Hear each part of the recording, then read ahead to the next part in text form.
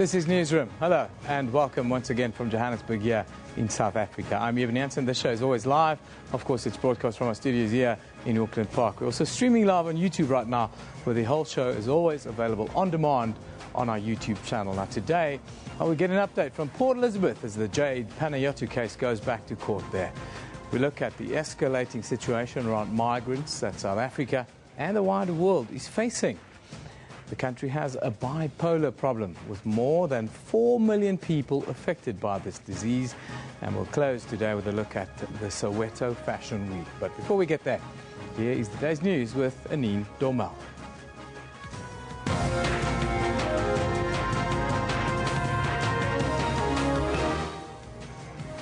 Good morning, I'm Anine Dormel. Let's take a look at the stories making headlines today. Murder-accused Christopher Panayiotis will continue with his bail application this morning. Panayiotis will be back in the Port Elizabeth Magistrates Court following a postponement last week. He stands accused of masterminding the kidnapping and murder of his wife, Jade, in Port Elizabeth last month.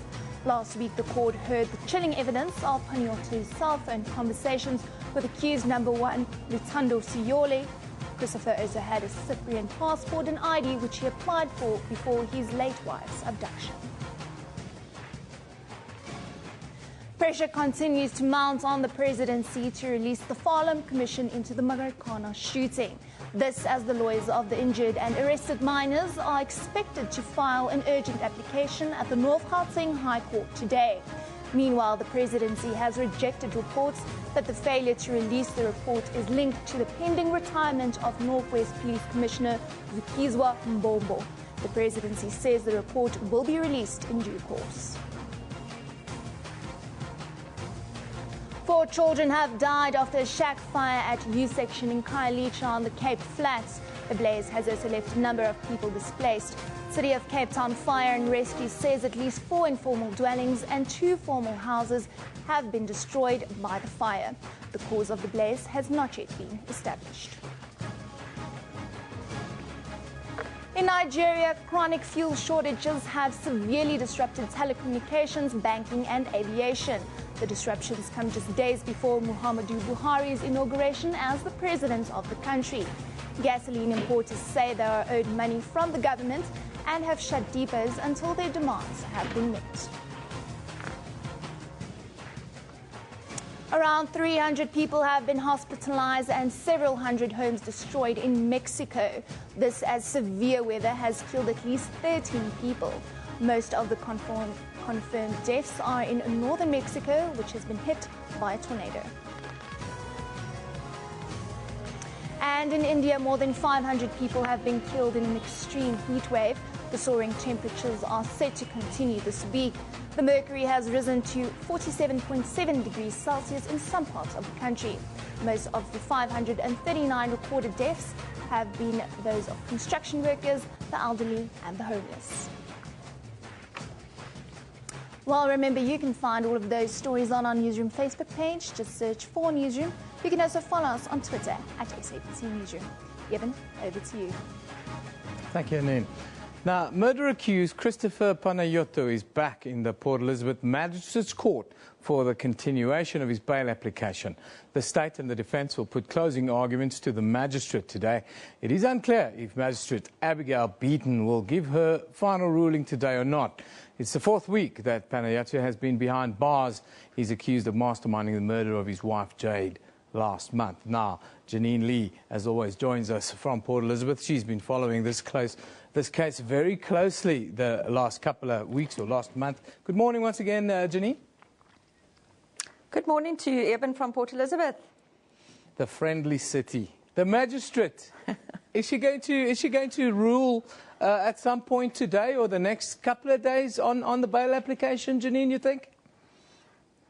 Look, Eben, Court 26 in the Magistrates' Court is a bail application court. So the magistrate wants things to move quickly. She was highly irritated last week when it was this whole stop-start affair, because what she said was, apart from Christopher Panayiotis, there are a whole lot of other accused that are actually waiting to see if they get bail. And she said that's their constitutional right.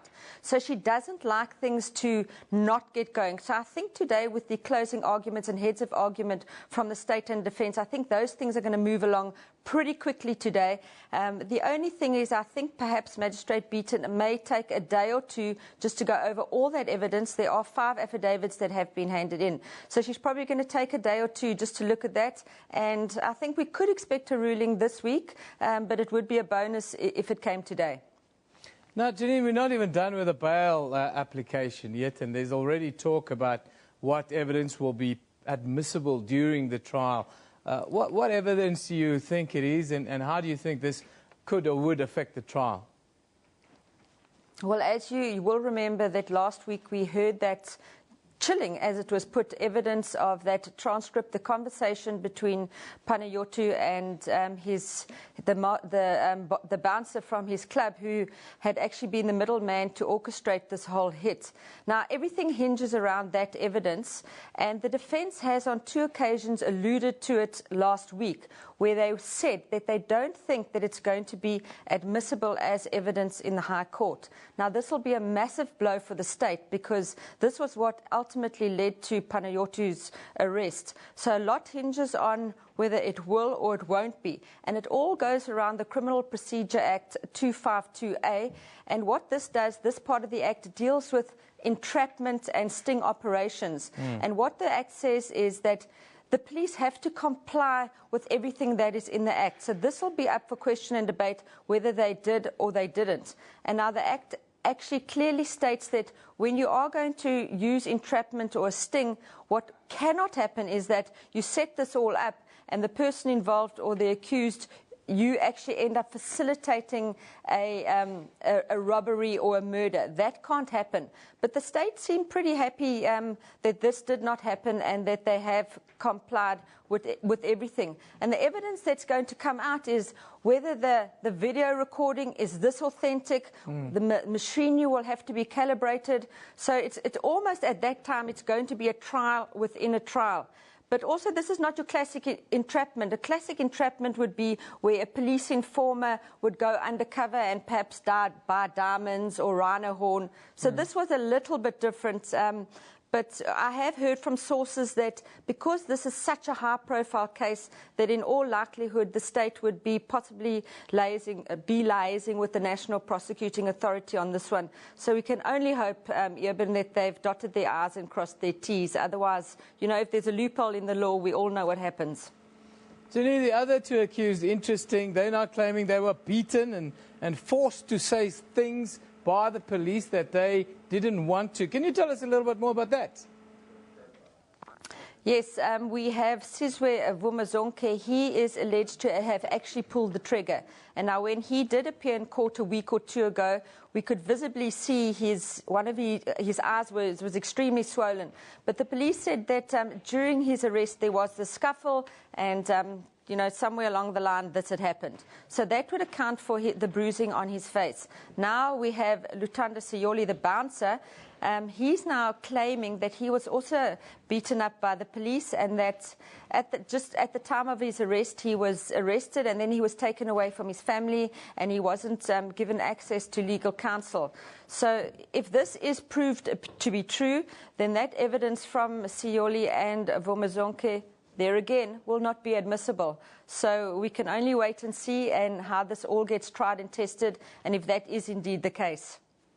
Thank you very much for giving us an update there. Janine Lee coming to you live from Port Elizabeth, giving us, well, the juice ahead of the bail application there of Christopher Panayiotis. He's in the Port Elizabeth Magistrates Court for the continuation of a bail application there. Now, migration, refugees and asylum seekers are a worldwide phenomenon that not only affects South Africa but countries around the world. In 2013, a number of international migrants around the world reached 232 million. representing an increase of 57 million or 33% compared to the year 2000. Every year, millions of people around the world are forced from their homes by conflict, persecution and poverty. The issue then becomes how to deal with this challenge. Recently, Amnesty International released a report on migration, while the drama on migration was playing out on the Mediterranean and the Aegean Seas, followed by Indonesia a week later. Amnesty International's Regional Director for Southern Africa, Depros Muchena, is with us in studio this morning. Thank you once again for joining us, sir. Thank you very much, sir. Interesting times we live in. 232 million migrants, refugees, asylum seekers around the world. It's certainly a big number and a scary number. The world, is it prepared and ready to deal with this seemingly escalating scenario? Well, the numbers are actually growing. You cite the 2013 figures. The Secretary General of the UN last year, September, when he was giving his interim assessment of the Millennium Development Goals, conclusion, gave a much higher number, 267 million, and it looks like the problem continues. And unless the world really takes effective leadership in addressing not just the receiving end of the problem, but also the supply side end of the problem, we will not be able to resolve this adequately. So I think there is a new push that is needed, new global leadership that is needed across the world, because it's a global phenomenon. We see this scenario playing out here in South Africa. We've had issues in the last couple of months around scenarios that links with migration. Whenever you have an economic downturn, it's very difficult as these situations play out. Right. How do you view what has happened in South Africa, and what would you like to see happen here? Well, what we're seeing in South Africa is consistent with what we're seeing across the world. Maybe the scale of reception of refugees, asylum seekers and migrants in South Africa is probably limited in number than what we are now seeing, the dramatic numbers of people coming out of Syria through Libya, the dramatic numbers of people coming out of Afghanistan, coming out of Nigeria, Chad and surrounding areas of Libya. In South Africa, you are also seeing a lot of African migrants come in here for various reasons. It's a combination of economic reasons, but it's also political reasons, social instability, political crisis in sending countries. So South Africa and Europe, in a way, share similar concerns about dealing with a global phenomenon that continues to rise.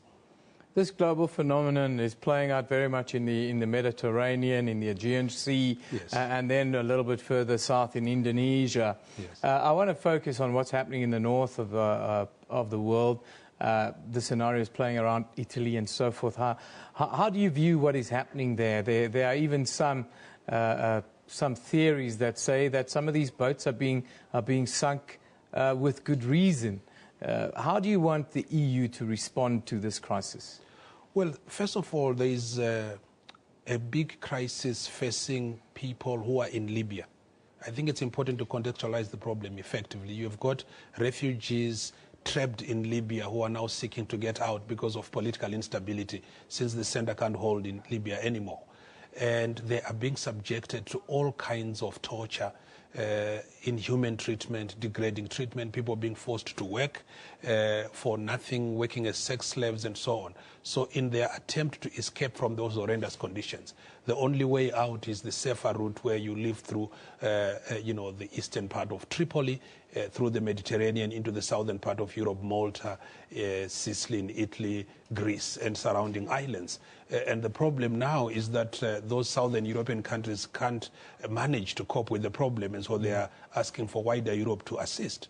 And then, unfortunately, on the 23rd of April, the Council of Europe proposed a number of measures to deal with this, which included military solutions and, destruction of vessels that are used by smugglers, as well as other concerns, other approaches that are really military in outlook. And those kinds of solutions don't really resolve the problem, because fundamentally Amnesty International is concerned about the safety of those who are fleeing from danger, and therefore we would need to see a greater approach to a human rights standard to addressing the problem. Short-term solutions is what's needed immediately, and then medium and longer-term scenarios to deal with it effectively. Yep. What else can be done in the short term? In the short term, countries like Tunisia and Egypt, who have closed their borders, needs to open their borders so that people fleeing from danger can find safe refuge. We also need to deal with the problem of visa regimes that are essentially punitive to open up so that we can deal with the problem. But there is an urgent need to deal with the push factors in countries like Libya and surrounding countries, which is resulting in this kind of push.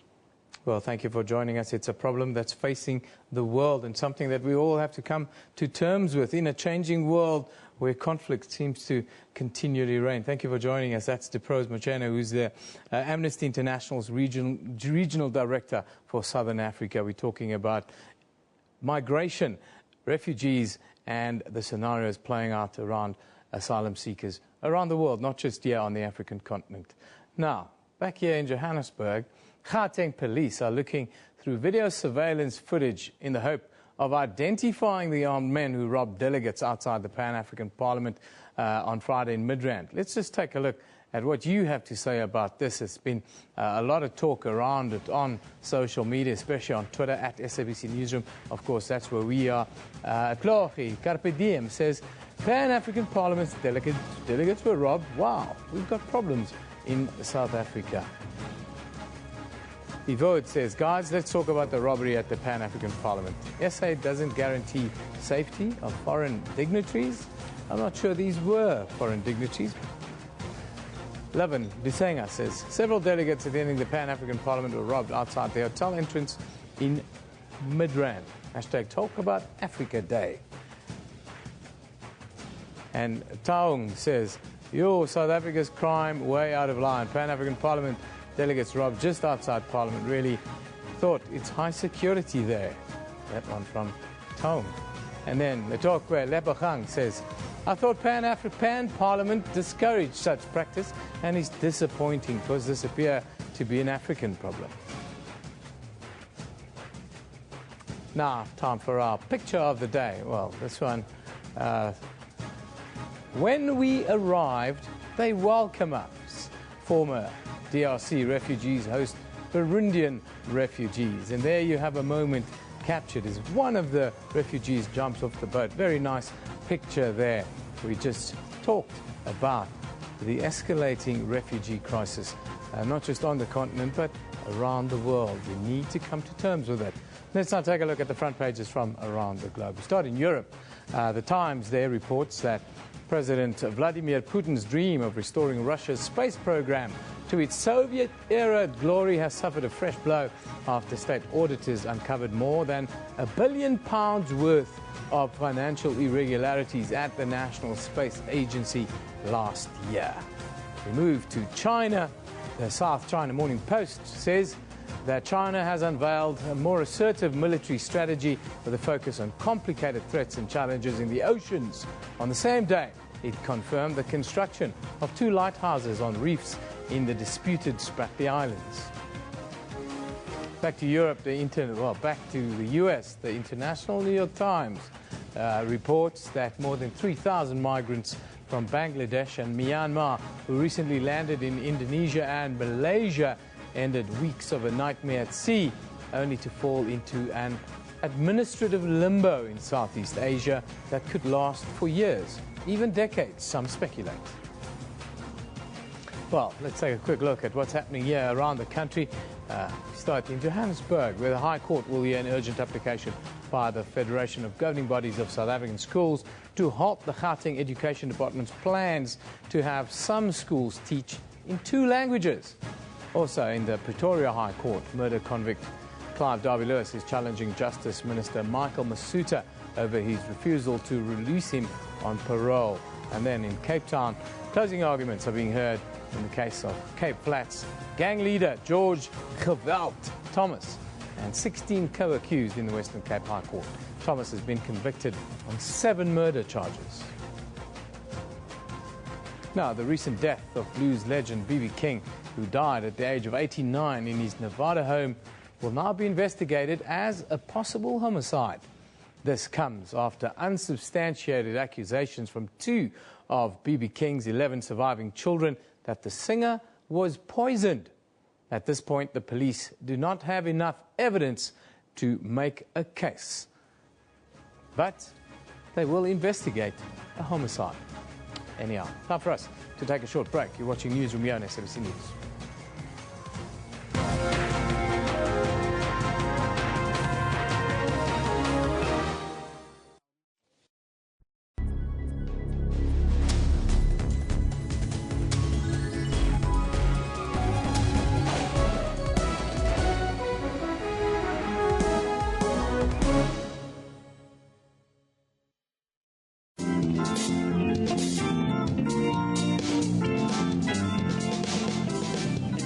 Food for thought, in the words of Ray Davis. Remember, a challenge only becomes an obstacle when you bow to it. Of dedication and perseverance, Abayani Maitakore made history as one of South Africa's best performing matriculants of 2014, attaining 7 distinctions. I believe that nothing should stand in your way if you see yourself in the future doing something great. So I just carried on and I never gave up. Though the circumstances I faced were challenging, I love challenges, so I was like, yeah man, bring it on, I can do it. Join me, Refiwe Muiba, on Bophelong, your show about those who take on and conquer life's challenges, every Saturday at 17:30.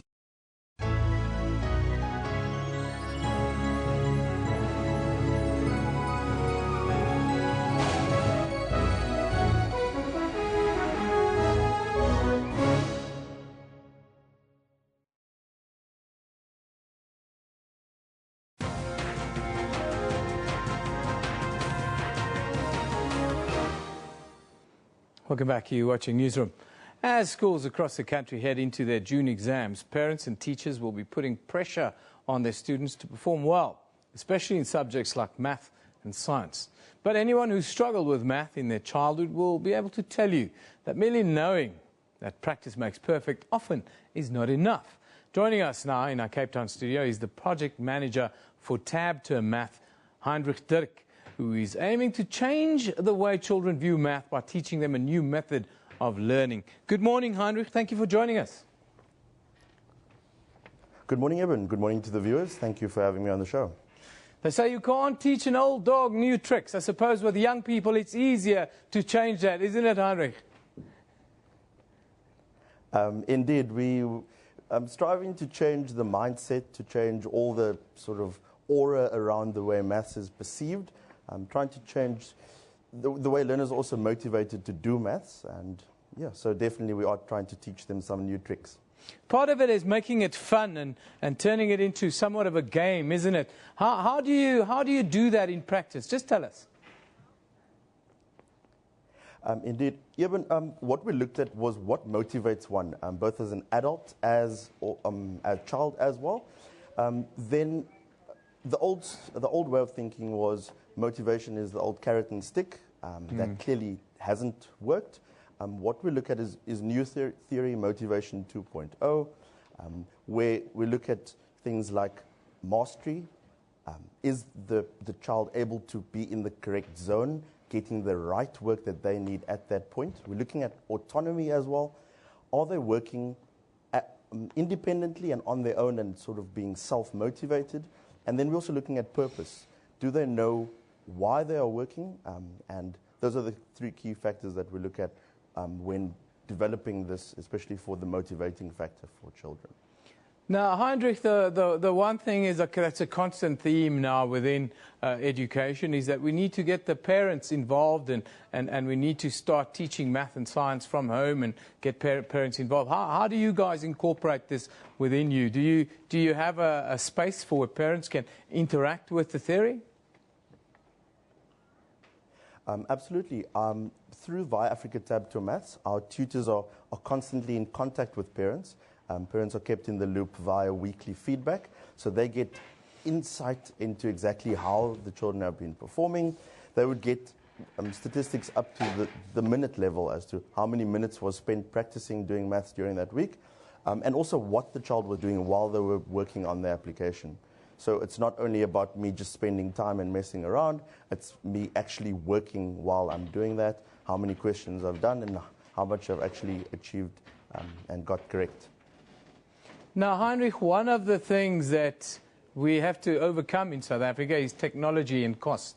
Now, this is on a digital tablet, I understand. How do we get this out into underprivileged communities if you have those kind of barriers? What kind of checks and balances do you have in place to get it out? Certainly, Eben. One thing, a key factor with Tab to Maths is that we don't work on a one-child, one-tablet basis. We know that would be an ideal scenario, but especially for cost implications, we look at a number of tablets working on a rotation basis within a school. For instance, in one school, we see 9 tablets servicing 180 learners. So with a strict timetable that we implement within our schools, that's a key factor. And then also we're constantly seeking new partnerships with corporate institutions who are willing to spend in education. We're willing to partner with them and to offer a service offering where we'll be able to provide the sponsor with in-depth analytics into what's going on at the project, regardless whether it's from Polokwane to Pietermaritzburg. We'll be able to tell exactly what's happening at the school at any given moment. And how everything is performing, whether the system is working, with real-time monitoring and evaluation. Finally, last year in its annual report, the World Economic Forum ranked South Africa 146 out of 148 countries for the quality of our mathematics and science work. Why do you think we rank so low? Even there are certainly challenges. We see oftentimes with language being a big barrier. Our content subjects like mathematics, going from grade 4 up, are taught in English, whereas a learner might not have been taught the content in that language. So international testing and international rankings are obviously done on standardized testing. But as much as we are aware of the challenges and problems, we seek new opportunities and new solutions, because again, where there's a problem, there's always a solution, and that's our key objective, is to take the problem, tackle it head on, build on what the education department has done, work in collaboration and partnership, and to see us grow and move up those rankings. Heinrich, thank you for joining us. That's the project manager for Tab to Math, talking about new programs, new ideas around improving math and science education here in South Africa. Now, mental illness is another problem we face in this country. More than 4 million South Africans have bipolar disorder, but the illness remains incredibly stigmatized, and society often still portray those living with the illness as unstable or even crazy. Today is National Bipolar Awareness Day, and this year's theme for the month calls attention to the importance of addressing bipolar health systems early, as it is crucial that mental health conditions be treated long before they reach a critical point. Now, in studio to tell us more, well, we are joined by a senior counsellor from the South African Depression and Anxiety Group, Lucky Mawasho. Very good morning to you, Lucky. Thank you for joining us. That's a mouthful that I just mentioned there. Untreated mental illness, not just bipolar disorder.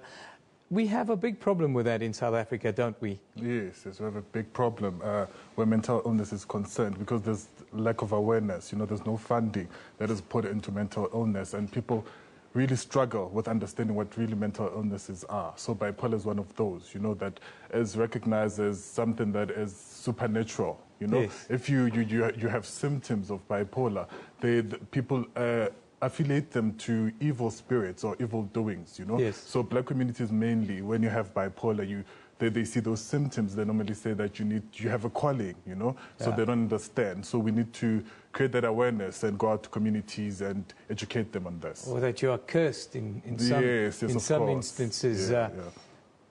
Some of the crimes and some of the actions that we see in our country are simply unfathomable.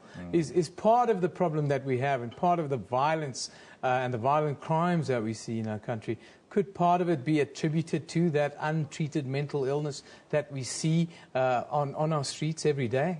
Yes, to some certain degree, in a sense that depression, most people don't recognize depression as an illness, and people have gone through a lot of traumas. People don't talk about what their ordeals or what they go through. Yeah. Like since from apartheid eras, there might be things that you saw there. You know, those things might cause depression, and this might be a way of coping, because you have to remember that people need or use certain ways to cope. That might be in substance abuse, might be committing a crime and so forth, you know. So most of these problems might be affiliated to mental illnesses, depression and so forth. Yeah.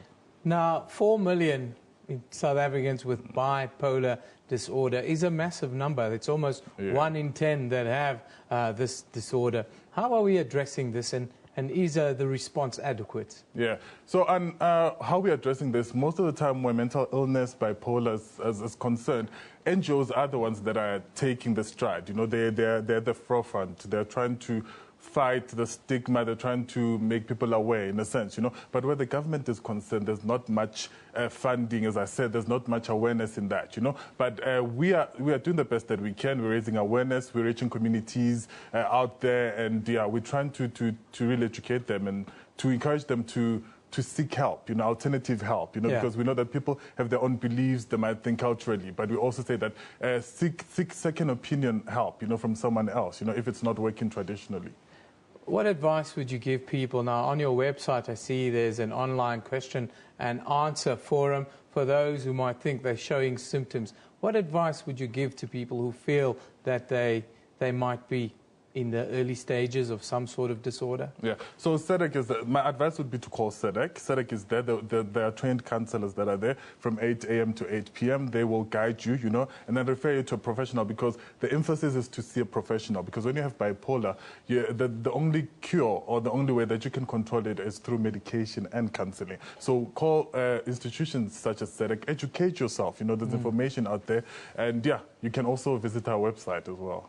I always want to know about road rage, because I think a lot of road rage is maybe temporary insanity in my view. How does this tie in with the bipolar disorder and maybe other mental illness disorders? Do you see a link between road rage and untreated mental illness as well? Yeah, to a certain degree, you know, because you cannot tell me that if I cut you off today, the moment that you come out and you shoot me, I made you that angry. You know, it's something that has been within you. You know, it's something that you have been angry for a while. You know what I'm saying? So when you come out, when you see me, I'm a platform for you to vent out. You know, to some certain degree, we have seen depression being one of those causes of people killing each other in the roads, people being impatient and so forth. Yeah. We are all struggling. We are all struggling, Lucky. Life is hard, my friend. It is. And keeping a lid on things are not always as easy. We're all struggling with anger every day, with injustice that you feel have happened. But I thank you, and people should really go to your website and interact with it if they really believe. There, the website is on screen. There's also a toll-free number that people can call if they want to connect with you guys and talk about these issues, because we all firstly need somebody to talk to in order to deal with our issues, isn't it? Yes, of course. We have to talk.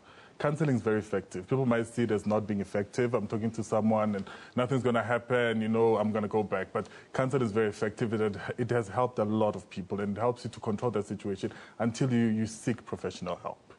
Lucky, thank you for joining us. That's Senior Counsellor from the South African Depression and Anxiety Group, Lucky Mawasha. And Lucky says, if you're feeling angry, cut off all the time, give him a call or go to the website and do the questionnaire. You might surprise yourself. We're all struggling, man. Everybody's struggling in today's life. It's hard. Let's now take a look at what you're saying on social media, of course, at SABC Newsroom. That is where you can interact with us. Sean Kyle says, bipolar disorder, what the hardest thing you deal with when your mood swings. Yes, you have to be careful of those mood swings, because you could go to a very, very dark place. Bipolar Wars says, today is International Bipolar Disorder Awareness Day. Woohoo! I think I'm very much aware that I'm bipolar.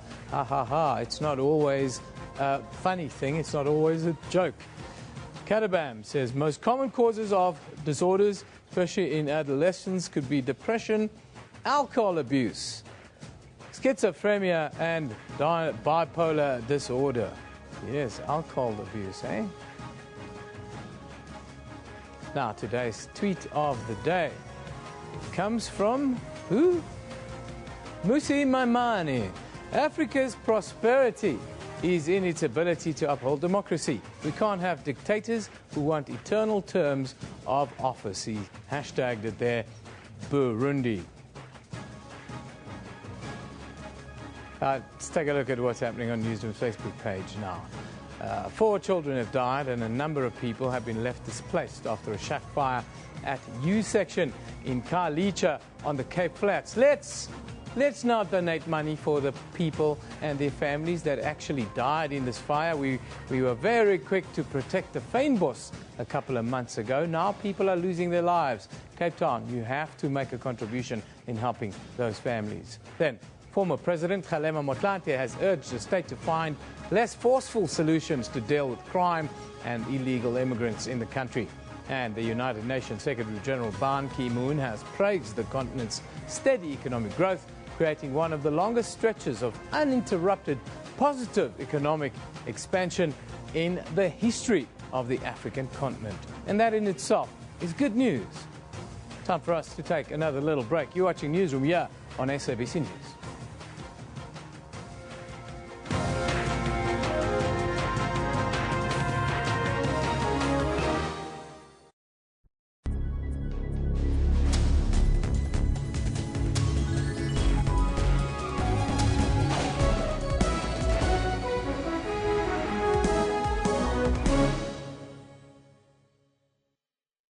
The dudes and dudettes, did you know that us young people make up more than like 1/3 of South Africa's population, but only like 1/4 of the voters? I mean, what's up with that? We're the ones who can make a difference. You, me, everybody. Register and make it happen. Cheers, dudes.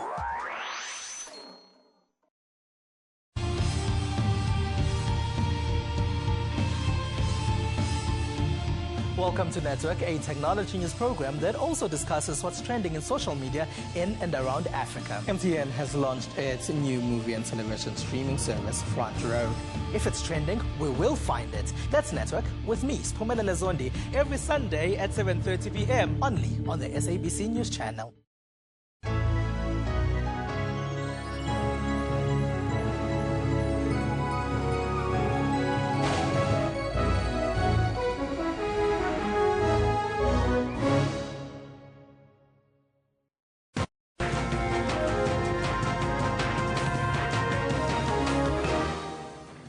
Welcome back. You're watching Newsroom on SABC News. Let's take a look at the stories making headlines today. Murder-accused Christopher Panayiotis will continue with his bail application this morning. Panayiotis will be back in the Port Elizabeth Magistrates Court following a postponement last week. He stands accused of masterminding and the kidnapping and the murder of his wife Jade in Port Elizabeth last month. Pressure continues to mount on the presidency to release the Farlam report into the Marikana shooting. This as the lawyers of the injured and arrested miners are expected to file an urgent application at the North Gauteng High Court today. The presidency has rejected reports that the failure to release the report is linked to the pending retirement of Northwest Police Commissioner Zukizwa Mbombo. And 4 children have died after a shack fire at a U section in Khayelitsha on the Cape Flats. The blaze has also left a number of people displaced. At least 4 informal dwellings and 2 formal houses have been destroyed by the fire. Well, now, from tomorrow, 5 promising South African fashion designers will showcase their striking fall collections at the Soweto Fashion Week. With the theme being black-white this year, Fashion Week promises to celebrate designers irrespective of their racial or political affiliation. To tell us more, we're joined today by Soweto Fashion Week founder and managing director, Stephen Manzini. Stephen, thank you for joining us today. Thank you very much for having me. So, 4th year this year, I'm sure a lot of exciting things are going to happen. Just tell us about the theme. Let's start with the theme, black-white. Why that to go with this year? Well, the theme was born out of, the situations that we were facing over the years, whereby either a model or a designer would then send through an application and say, I would like to be a designer, or I'd like to be a model, but I'm white, or but I'm, Indian, or but I'm... So that was something that, we were trying to curb to say, no, we're not some kind of a black project that we're trying to run.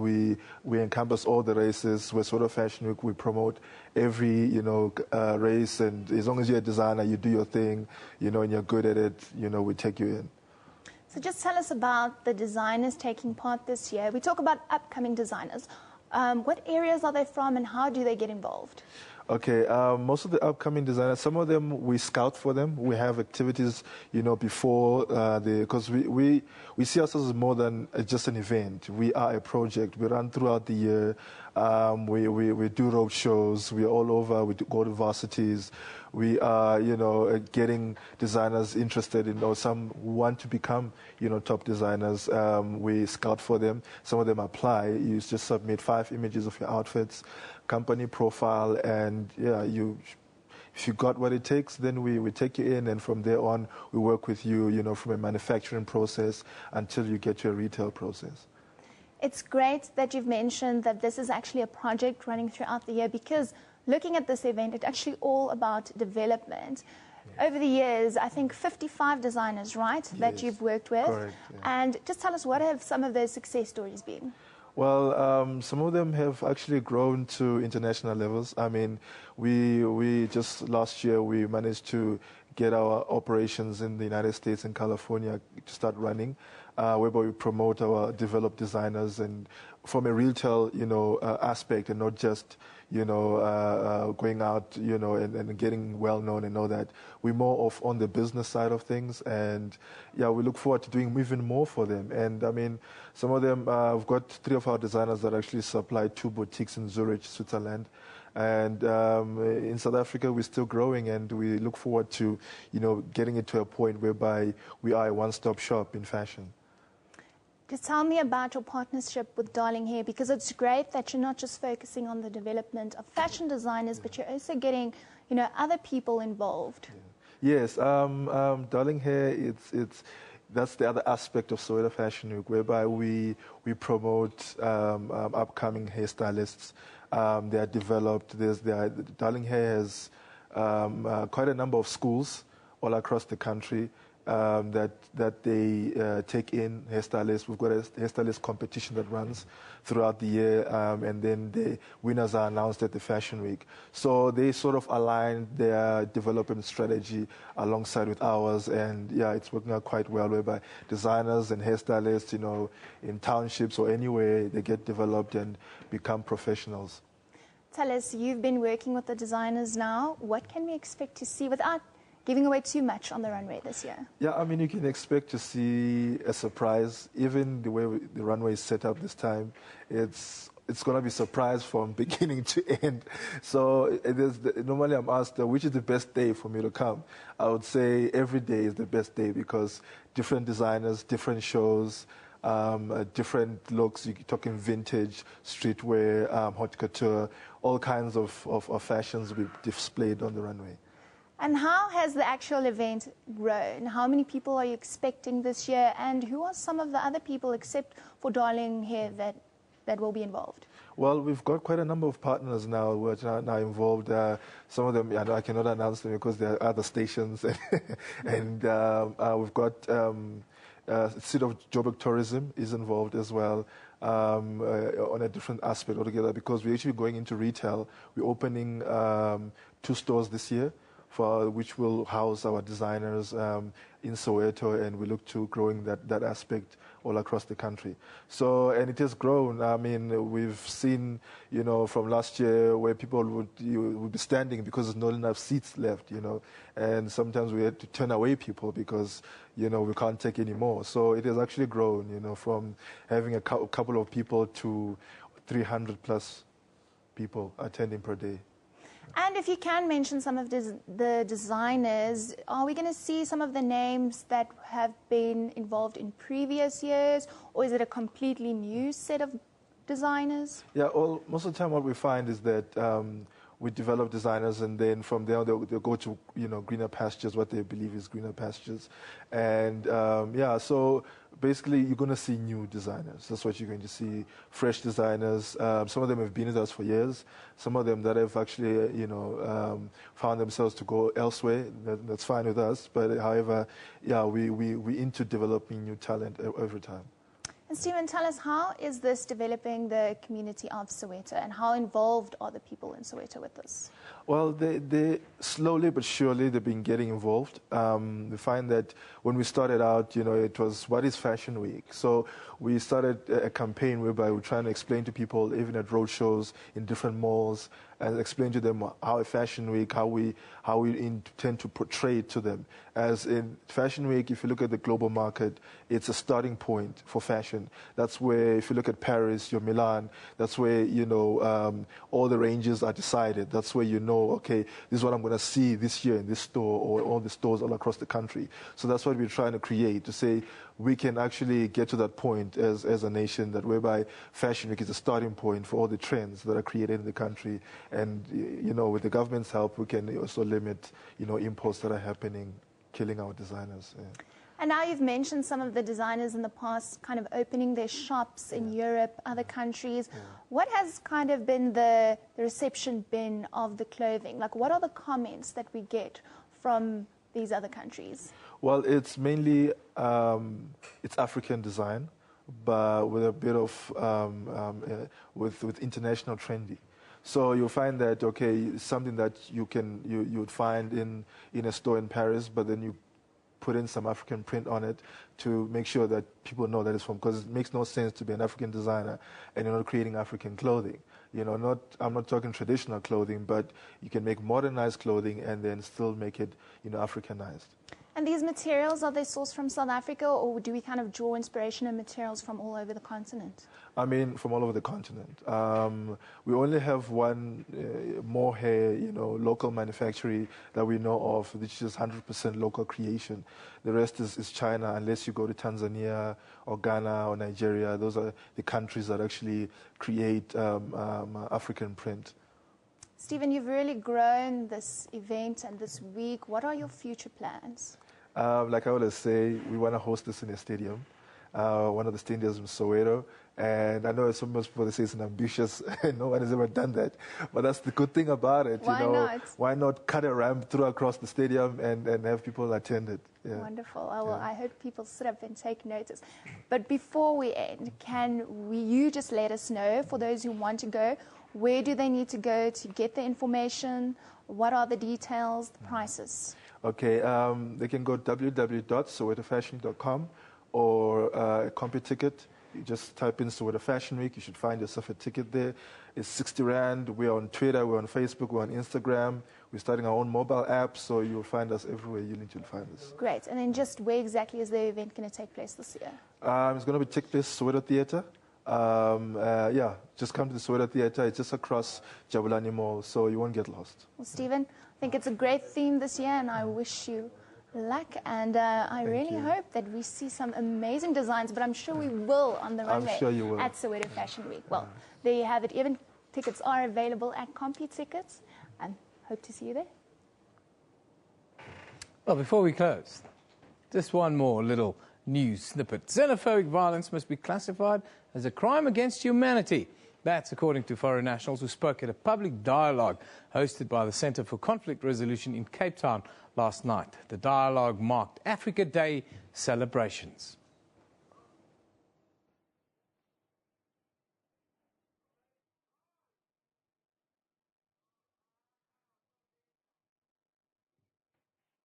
At least 7 people were killed in the recent attacks on foreign nationals in KwaZulu-Natal and Gauteng.